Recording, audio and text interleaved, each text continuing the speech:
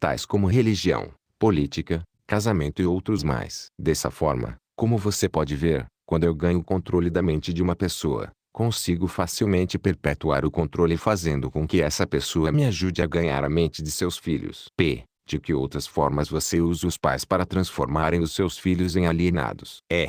Faço com que as crianças se tornem alienadas simplesmente fazendo-as seguirem o exemplo de seus pais, dos quais a maioria eu já tenho controle e os tenho como ajudantes eternos da minha causa. Em algumas partes do mundo, ganho a mente das crianças e subjugo a sua força de vontade exatamente da mesma maneira que os homens conseguem domesticar animais de pouca inteligência. Não faz nenhuma diferença para mim de que forma a vontade de uma criança é subjugada, contanto que ela tenha algum tipo de medo. Entrarei nessa mente através do medo e limitarei o seu poder de pensar independentemente. Me parece que você faz qualquer coisa para que as pessoas não pensem. Sim, pensamento disciplinado e organizado significa morte para mim. Não consigo existir nas mentes daqueles que pensam de forma apurada. Não me importa o que as pessoas pensem, desde que elas pensem com foco no medo, no desencorajamento, no desespero e na destruição. Quando elas começam a pensar de forma construtiva em termos de fé, coragem, esperança e com propósitos definidos, elas imediatamente se tornam aliadas da minha oposição e, consequentemente, eu as perco. Estou começando a entender como você ganha o controle das mentes das crianças através da ajuda de seus pais e instrutores religiosos, mas não vejo como professores podem ajudá-lo nesse trabalho tão tenebroso. Os professores me ajudam a ganhar o controle das mentes das crianças não tanto pelo que ensinam a elas, mas muito mais pelo que eles não ensinam. Todo o sistema de escolas é administrado de forma a, estrategicamente, ensinar às crianças quase tudo, exceto como usarem as suas mentes a pensarem de forma independente. Vivo sempre com medo de que algum dia alguma pessoa corajosa reverterá esse sistema de ensino e decretará a morte da minha causa, permitindo que os estudantes se tornem instrutores e usando aqueles que hoje servem como professores somente como guias para ajudarem as crianças a estabelecerem modos e recursos para desenvolverem as suas próprias mentes, começando pelo seu próprio interior. Quando esse tempo chegar, os professores não mais pertencerão à minha equipe. Tinha a impressão de que o objetivo de todas as escolas era ajudar as crianças a pensarem. Esse pode ser o objetivo das escolas, mas o sistema, em muitas das escolas do mundo, não consegue atingir essa meta. As crianças da escola são ensinadas não a desenvolver e usar as suas próprias mentes, mas sim a adotar e usar os pensamentos de outros. Esse tipo de escola destrói a capacidade de pensamento independente, exceto em alguns casos raros, em que crianças definitivamente têm que contar somente com a sua força de vontade e assim conseguem manter o seu próprio modo de pensar. Pensamento apurado é o negócio da minha oposição, não o meu. Qual a relação, se há alguma, entre a sua oposição e os lares, as escolas e as igrejas? A sua resposta a essa questão deve ser interessante. É aqui que eu faço uso de alguns dos meus mais sábios truques. Faço com que tudo que é feito pelos pais, pelos professores e pelos instrutores religiosos pareça ter sido feito pela minha oposição. Isso tira o foco de mim enquanto manipulo as mentes dos jovens. Quando os instrutores religiosos tentam ensinar às crianças as virtudes da minha oposição, geralmente o fazem assustando-os com meu nome. Isso é tudo que peço deles. Fomento a chama do medo de tal forma que o poder de pensar de forma apurada da criança fica comprometido. Nas escolas, os professores aprofundam a minha causa mantendo as crianças tão ocupadas decorando informações não essenciais em suas mentes que eles não têm a oportunidade de pensar ordenadamente ou de analisar corretamente as coisas que lhes são ensinadas. Você considera, a favor da sua causa, todos aqueles que são pegos no hábito de alienar-se? Não. Alienar-se é somente um dos meus truques, através do qual assumo o poder que seria do pensamento independente. Antes que um alienado se torne propriedade permanente minha, devo guiá-lo e fisgá-lo com outro truque. Contarei a você sobre esse outro truque depois que eu finalizar a descrição dos meus métodos de converter as pessoas em alienados. Significa então que você possui um método pelo qual você faz as pessoas se alienarem de tal forma que o seu poder de autodeterminação fica totalmente comprometido, impedindo-as de buscar a sua própria salvação. Sim, um método definitivo. E é tão efetivo que nunca falha. Entendo que você diz que o seu método é tão poderoso que a sua oposição não consegue resgatar aqueles que você fisgou pelo hábito da alienação. É exatamente isso que estou dizendo. Você acha que eu controlaria tantas pessoas se a minha oposição pudesse evitar isso? Nada pode me deter de controlar as pessoas, exceto as próprias pessoas. Nada pode me parar, exceto o poder do pensamento apurado. Pessoas que pensam de forma apurada não se alienam em nenhum assunto. Elas reconhecem o poder de suas próprias mentes. Além disso, elas assumem o poder de suas mentes e não permitem que nada, nem ninguém, possa influenciá-las. P. Vá em frente e conte-me mais dos seus métodos, pelos quais você faz as pessoas alienarem-se para o inferno com você. R. Faço com que as pessoas se alienem em todos os assuntos em que eu possa controlar o pensamento independente e ação. Pegue, por exemplo, o tema saúde. Faço com que a maioria das pessoas coma muita comida e o tipo errado de comida. Isso leva à indigestão e a obesidade e destrói o poder do pensamento apurado. Se as escolas e igrejas ensinassem às crianças maneiras mais sadias de alimentar-se, elas causariam um dano irreparável à minha causa. Casamento.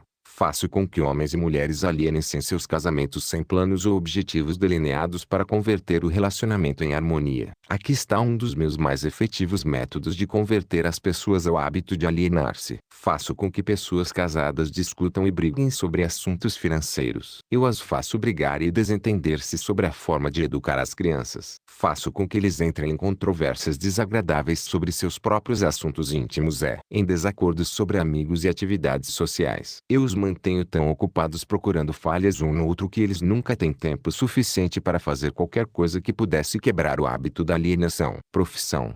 Ensino as pessoas a tornarem-se alienadas fazendo com que elas abandonem as escolas para pegar o primeiro emprego que acham, sem nenhum plano ou objetivo definido, sem nenhuma meta ou propósito, exceto a sobrevivência. Através desse truque, mantenho milhões de pessoas tomadas pelo medo da pobreza durante todas suas vidas. Através desse medo, eu as guio lentamente, mas sempre para frente, até o ponto em que nenhum indivíduo consegue quebrar o hábito da alienação. Poupança. Faço com que as pessoas gastem deliberadamente e que economizem o mínimo ou nada, até que eu as tenho totalmente sob controle pelo medo da pobreza. Ambiente. Faço com que as pessoas alienem-se em ambientes desarmoniosos e desagradáveis em seus lares, nos lugares onde trabalham, nos seus relacionamentos com parentes e desconhecidos, e faço com que eles fiquem nesses ambientes até que eu os tenha sob controle, no hábito da alienação. Pensamentos dominantes. Faço com que as pessoas alienem-se caindo no hábito de pensar negativamente. Isso leva a atos negativos e envolve as pessoas em controvérsias e preenche as suas mentes com temores, pavimentando, dessa forma, o caminho para eu entrar e controlar as suas mentes. Quando entro, faço com que as pessoas pensem que esses pensamentos negativos são criações suas. Planto as sementes do pensamento negativo nas mentes das pessoas através do púlpito das igrejas, dos jornais, dos filmes, do rádio e de todos os outros meios de que a mídia se utiliza para chegar até a mente. Faço com que as pessoas me permitam tomar conta de seus pensamentos porque elas estão muito preguiçosas ou muito indiferentes para pensarem por si mesmas. P. Concluo, pelo que você diz, que alienação e procrastinação são a mesma coisa. É verdade? R. Sim. Isso é verdade. Qualquer hábito que leve uma pessoa a procrastinar traço de tal forma que a pessoa deixe para depois tomar uma decisão definitiva traço conduz ao hábito da alienação. P. O homem é a única criatura que se aliena. R. Sim. Todas as outras criaturas movem-se de acordo com as leis definidas pela natureza. O homem sozinho desafia as leis da natureza e aliena-se quando quer. Tudo que ocorre fora das mentes dos homens é controlado pela minha oposição, por leis tão claras e definidas que se alienar é impossível. Controlo as mentes dos homens somente devido aos seus hábitos de se alienarem, que é outra maneira de dizer que controlo as suas mentes. Somente porque eles negligenciam e recusam-se a controlar e usar as suas próprias mentes. P. Isso está ficando uma coisa muito profunda para um mero ser humano. Vamos voltar para a discussão de algo menos abstrato. Por favor, me diga como o hábito da alienação afeta as pessoas no dia a dia da vida e diga-me também de que forma uma pessoa mediana conseguiria entender. R. Eu preferiria manter esta entrevista entre as estrelas, em alto nível. P. Não tenho dúvida que você preferiria. Isso o pouparia de ficar exposto. Mas vamos voltar para a Terra. Diga-me agora o que o hábito da alienação está fazendo para nós, como nação aqui nos Estados Unidos. R. Francamente, devo dizer a você que odeio os Estados Unidos de tal forma que só um diabo pode odiar. P. Isso é interessante. Qual a causa desse ódio? R. A causa nasceu em 4 de julho de 1766. Quando 56 homens assinaram um documento que destruiu as minhas chances de controlar a nação. Você conhece esse documento como a Declaração da Independência? Não tivesse sido pela influência desse maldito documento, Eu teria neste momento um ditador governando o país. E aí eu poderia parar com essa coisa de direito de livre discurso e pensamento independente. Atributos que estão ameaçando o meu comando sobre o planeta Terra. Pelo que estou entendendo e pelo que você diz, as nações que são controladas por ditadores que se autoelegeram pertencem ao seu campo. Não existem ditadores auto-escolhidos. Elejo e escolho a todos. Além disso, eu os manipulo e os direciono em seus trabalhos. Meus ditadores sabem o que eles querem e tomam poder pela força. Olha o que fiz através do Mussolini na Itália. Olha o que estou fazendo através de Hitler na Alemanha. Olha o que estou fazendo através de Stalin na Rússia. Meus ditadores governam essas nações para mim porque as pessoas foram subjugadas pelo hábito da alienação. Meus ditadores não se alienam. E esse é o motivo pelo qual eles governam para mim milhões de pessoas e as mantêm sob seu controle. O que aconteceria se Mussolini, Stalin e Hitler se tornassem traidores e desobedecessem a você e a sua regra? Isso não acontecerá porque eu os tenho à custa de uma propina bem paga. Estou pagando cada um deles com a medida de suas vaidades, fazendo com que eles acreditem que as suas ações são próprias. Isso é um truque meu. Vamos voltar aos Estados Unidos e aprender alguma coisa do que você está fazendo para converter as pessoas ao hábito da alienação. Exatamente agora, estou pavimentando a estrada para um regime ditatorial, semeando as sementes do medo e da incerteza nas mentes das pessoas. Através de quem você está realizando o seu trabalho? Principalmente através do presidente, Franklin D. Roosevelt. Estou destruindo a sua influência com as pessoas, fazendo com que ele se aliene na questão de trabalhar um acordo entre empregadores e seus empregados. Se eu conseguir induzi-lo a alienar-se por mais um ano, ele será tão fortemente desacreditado que eu poderei entregar o país a um ditador. Se o presidente continuar a alienar-se, eu paralisarei a liberdade pessoal nos Estados Unidos, do mesmo jeito que eu destruí na Espanha, na Itália, na Alemanha e na Inglaterra. O que você está dizendo leva-me a uma conclusão de que se alienar é uma fraqueza que inevitavelmente acaba em fracasso, seja por indivíduos ou nações. É isso que você prega. Alienar-se é a causa mais comum de fracasso em qualquer momento da vida. Consigo controlar qualquer um que eu possa induzir a formar o hábito da alienação, seja qual for a área de atuação. As razões para isso são duas. Primeira, o alienado fica tão vulnerável que consigo moldá-lo com as minhas próprias mãos e dar a forma que eu escolher a ele. Isso tudo porque a alienação destrói o poder da iniciativa individual. Segunda, o alienado não consegue buscar ajuda da minha oposição, porque a oposição não é atraída por nada que seja leve e inútil. É por isso que poucas pessoas são ricas, enquanto que a maioria das pessoas é pobre.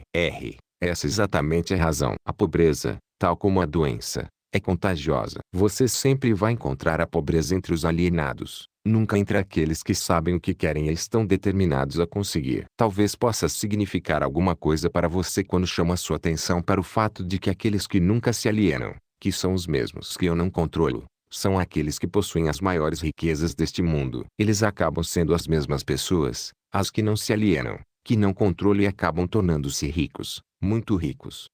Sempre entendi que o dinheiro era a raiz de todo o mal, que os pobres e desafortunados herdariam o céu, enquanto os ricos inevitavelmente acabariam em suas mãos. O que você tem a dizer dessa crença?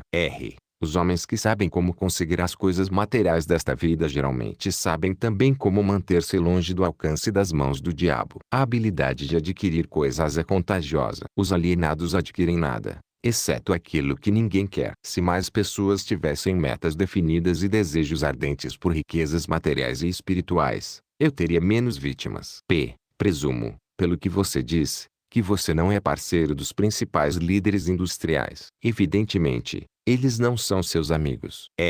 Amigos meus? Eu lhe direi que tipo de amigos eles são. Eles ligaram todo o país com boas estradas, trazendo assim certa comunhão entre as pessoas da cidade e do campo. Converteram minérios em aço com os quais construíram os esqueletos de grandes arranha-céus. Proveram energia elétrica e extraíram dela milhares de usos. Tudo isso deu mais tempo para o homem pensar. Eles proveram também, através da fabricação do automóvel, o acesso das pessoas mais humildes e deram a todos a liberdade de viajar. Esses líderes também proveram cada casa com notícias ao vivo, mostrando acontecimentos de todas as partes do mundo através do rádio. Espalharam bibliotecas em todas as cidades e as preencheram com livros, possibilitando a todos o acesso, uma noção completa dos principais conhecimentos adquiridos até o momento. Eles deram aos cidadãos mais humildes o direito de expressar suas próprias opiniões sobre qualquer assunto, a qualquer hora, em qualquer lugar, sem medo de serem molestados. Também trabalharam para que cada cidadão pudesse ajudar a fazer as suas próprias leis, escolher os seus próprios impostos e pudesse administrar o seu próprio país através das eleições diretas. Essas foram algumas das coisas que os líderes industriais fizeram para dar a cada cidadão o privilégio de tornar-se um não alienado. Você acha que esses homens ajudaram na minha causa? P. Quem são alguns dos não alienados nos dias de hoje sobre os quais você não tem controle? R. Não tenho controle sobre nenhum não alienado, seja nos dias de hoje, seja no passado. Controle os fracos, não aqueles que pensam por si mesmos. P. Vá em frente e descreva um típico alienado. Dê a sua descrição ponto a ponto, de forma que eu possa reconhecer um alienado quando estiver próximo de um. R. A primeira coisa que você notará em um alienado é a sua total falta de propósito sobre a vida. A sua falta de autoconfiança será evidente. Ele nunca conquistará nada através do pensamento e do esforço. Ele gasta tudo o que ganha e gasta ainda mais se consegue crédito. Ele ficará doente ou debilitado por alguma causa real ou imaginária, e clamará aos seus ao sofrer a menor dor física. Ele terá pouco ou nenhuma imaginação. Ele não terá entusiasmo nem iniciativa para começar qualquer coisa que não seja forçado a fazer e expressará claramente a sua fraqueza pegando o atalho de tudo que puder. Ele terá um temperamento explosivo e total falta de controle sobre suas emoções. A sua personalidade será sem magnetismo e não atrairá nenhuma pessoa à sua volta. Ele terá muitas opiniões sobre muitas coisas, mas nenhum tipo de conhecimento apurado sobre nada. Ele normalmente diz saber tudo de tudo, mas não é bom em nada. Ele se negará a cooperar com aqueles que estão à sua volta, mesmo aqueles que possam depender de seu trabalho para comida e abrigo. Ele cometerá os mesmos erros, várias e várias vezes, nunca tirando proveito do fracasso. Ele terá uma mente limitada e intolerante em todos os aspectos, sempre pronto a crucificar todos aqueles que estiverem em desacordo com ele. Ele esperará tudo dos outros, mas estará disposto a dar pouco, ou nada, em troca. Ele começa várias coisas, mas não termina nada. Ele será taxativo na condenação do seu governo, mas ela nunca lhe dirá definitivamente como a gestão pode ser melhorada. Ele nunca tomará decisões sobre nada, se puder evitá-las, e, se for forçado a decidir, tem grande possibilidade de que ele reverta as suas decisões na primeira oportunidade. Ele comerá muito e se exercitará muito pouco. Ele beberá bebida de álcool, se alguém pagar para ele. Ele apostará muito. Ele criticará outros que estiverem sendo bem-sucedidos em suas carreiras. Em poucas palavras, o alienado trabalhará duro para não pensar, enquanto outros trabalharão para ter uma boa vida. Ele contará uma mentira, antes de admitir sua ignorância em qualquer assunto. Se ele trabalhar para outros, ele os criticará pelas suas costas e os elogiará na sua frente. P. Você acabou de me dar uma descrição gráfica do alienado. Por favor, me dê uma descrição do não alienado de forma que eu possa reconhecê-lo logo de cara. R. O primeiro sinal de um não alienado é este. Ele está sempre engajado em fazer algo definido, através de algum plano muito bem organizado e detalhado, o qual também é definido. Ele tem um objetivo maior na vida, no qual ele está sempre trabalhando, e muitos outros menores objetivos, todos os quais o levam ao seu esquema estratégico central. O tom da sua voz, a rapidez do seu passo, o brilho dos seus olhos, a rapidez de suas decisões claramente marcam-no como uma pessoa que sabe exatamente o que quer e está determinada a consegui-lo, não importa quanto tempo possa levar ou o preço que tenha que pagar. Se você fizer questionamentos a ele, ele lhe dará respostas diretas e nunca cairá em contradições nem evasões ou subterfúgios, seja qual for o assunto. Ele fará muitos favores a outros, mas quase não aceita favores em troca. Ele sempre será achado de frente para o campo de batalha, não importa se for jogando um jogo ou lutando uma guerra. Se ele não souber as respostas, ele dirá francamente que não sabe. Ele possui uma ótima memória. Ele nunca oferece um álibi para suas deficiências. Ele nunca culpa os outros por seus erros, mesmo que eles mereçam. Ele costumava ser conhecido como um guerreiro, mas em tempos modernos é chamado de Midas. Você o encontrará administrando o maior negócio da cidade, morando na melhor rua, dirigindo o melhor automóvel e fazendo sua presença ser sentida onde quer que ele esteja. Ele é uma inspiração para todos aqueles que entram em contato com sua mente. A característica mais marcante que distingue um não alienado é esta: ele possui uma mente totalmente sua e usa para alcançar todos os seus objetivos. P. Por acaso o não alienado nasce com algum tipo de vantagem mental, física ou espiritual, que não seja disponível para o alienado? R. Não. A maior diferença entre o alienado e o não alienado é algo igualmente disponível para ambos. É simplesmente a prerrogativa certa de cada um usar a sua própria mente e pensar por si mesmo. P. Que tipo de mensagem curta você mandaria para um típico alienado se você por algum acaso desejar curá-lo desse hábito diabólico? R. Eu o aconselharia a acordar e dar. P. Dar o quê? R. Alguma forma de serviço útil para o máximo possível de pessoas. P. Então o não alienado supostamente deve dar. R. Sim. Isso é o que é esperado dele e ele deve dar antes de receber. P. Algumas pessoas duvidam da sua existência. R. Eu não me preocuparia com isso se fosse você. Aqueles que estão prontos para serem convertidos do hábito de alienar-se reconhecerão a autenticidade desta entrevista pela qualidade dos conselhos que estou dando. Os outros eu não perderia tempo em tentar convertê-los. P. Por que você não tenta me dissuadir e fazer com que eu pare a publicação desta confissão que eu estou arrancando de você? R. Porque esta seria a maneira mais certa para garantir a sua publicação. Tem um plano melhor do que tentar suprimir a publicação desta confissão. Apressarei você para ir em frente e então sentarei e assistirei você sofrer quando alguns dos meus alienados de fé começarem a tornar a sua vida difícil. Eu não precisarei negar a sua história. Os meus seguidores farão isso por mim. Aguarde e verá. Capítulo 5. A confissão continua. P. Se esta sua confissão parasse exatamente aqui, todas as suas afirmações seriam perfeitas, mas, felizmente para milhões de suas vítimas que ganharão a liberdade devido à sua confissão, esta entrevista continuará até que você tenha me fornecido a arma que eventualmente ajudará milhões de pessoas a combaterem a sua dominação através dos seus medos e superstições. Lembre-se, Sua Majestade, a sua confissão recém começou. Depois que eu arrancar de você uma descrição completa de todos os métodos pelos quais você controla as pessoas, eu o forçarei também a dar a fórmula pela qual seu controle poderá ser quebrado por vontade própria. É verdade que não estarei aqui tempo suficiente para derrotá-lo, mas as palavras publicadas que deixarei serão imortais porque elas contêm a verdade. Você não teme a oposição de nenhum indivíduo, pois sabe que será por um breve período de tempo, mas teme a verdade. Você tem medo da verdade e nada mais, pois a verdade lentamente, mas de forma definitiva, vai dar aos seres humanos a liberdade de todos os tipos de medo. Sem a arma do medo você seria inofensivo e completamente incapaz de controlar qualquer ser humano. Isso é verdadeiro ou falso? R. Não tem alternativa senão admitir que o que você disse é verdade. P. Agora que nos entendemos, vamos em frente com a sua confissão. Mas, antes de nós continuarmos, aproveitarei o tempo para tirar uma dúvida muito pessoal minha. Eu lhe farei apenas uma pergunta, e a resposta me trará toda a satisfação que eu quero. Não é verdade que você controla somente as mentes daqueles que se permitiram cair no hábito da alienação? R. Sim, é verdade. Eu já admiti essa verdade uma dúzia ou mais de vezes. Por que você me perturba tanto repetindo essa mesma questão? P. Há poder na repetição. Eu estou forçando você a repetir os pontos principais da sua confissão de muitos modos diferentes e tantos quantos possíveis, de tal forma que as suas vítimas possam ler esta entrevista e determinar a sua profundidade pelas suas próprias experiências com você. Esse é um dos meus pequenos truques. Você aprova o meu método? R. Você não poderia estar preparando uma armadilha para mim com o objetivo de conseguir algo mais poderoso. Ou poderia? P.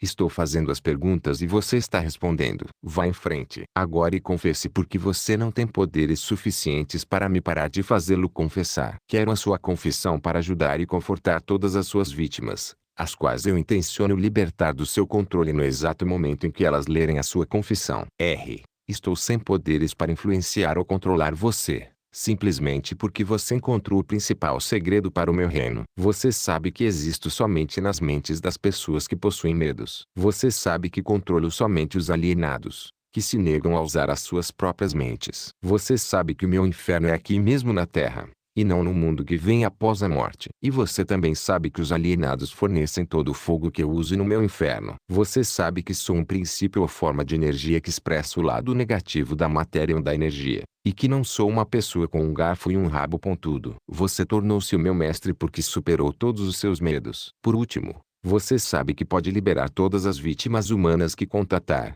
e esse conhecimento definido é que fará o maior estrago na minha estratégia de dominação. Não consigo controlá-lo porque você descobriu a sua própria mente e assumiu o controle dela. Até aí, senhor humano, esta confissão deverá alimentar a sua vaidade, até um ponto crítico. P. Este último dardo foi desnecessário. O tipo de conhecimento que utilizei para superar você não se autocontamina com a indulgência vulgar da vaidade. A verdade, sim, Esta é a única coisa no mundo que consegue manter-se acima de qualquer coisa. Agora vamos continuar com a sua confissão. O que há de errado com o princípio da bajulação? Você o usa ou não? R. Se eu uso. Obviamente. A bajulação é uma das minhas armas mais úteis. Com este instrumento mortal eu fisgo os peixes grandes e os pequenos. P. A sua admissão me interessa. Vá em frente agora e me conte como você faz uso da bajulação. R. Eu faço uso dela de tantas formas que é difícil saber por onde começar. Estou avisando, antes de eu responder em detalhes,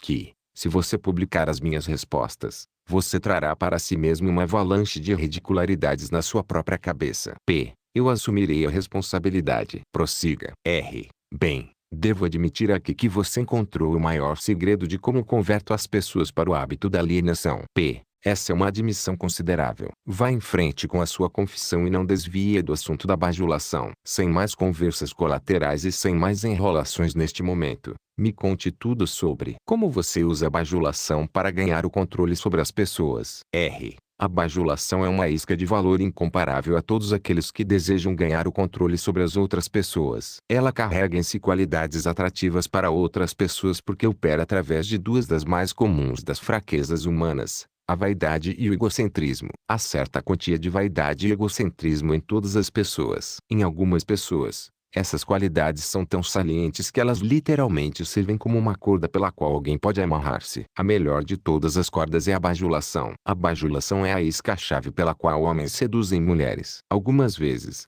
na verdade, frequentemente, mulheres usam a mesma isca para ganhar o controle dos homens, especialmente os homens que não são dominados pelo apelo sexual. Ensino seu uso tanto para os homens quanto para as mulheres. A bajulação é também a principal isca com que os meus agentes ganham a confiança das pessoas de quem eles procuram as informações necessárias para prosseguir na sua missão. Onde quer que alguém pare para alimentar a sua vaidade pela bajulação, lá estou eu colocando o primeiro tijolo para construir mais um alienado. Não alienados não são facilmente alvos da bajulação. Inspiro pessoas a usarem a bajulação em todas as relações humanas onde seu uso é possível, porque todos aqueles que são influenciados pela bajulação tornam-se vítimas fáceis do hábito da alienação. P. Você consegue controlar qualquer um que seja suscetível à bajulação? R. Muito facilmente. Como eu já disse, a bajulação é de grande importância em tornar as pessoas presas fáceis ao hábito da alienação. P. Com que idade as pessoas são mais suscetíveis à bajulação? R.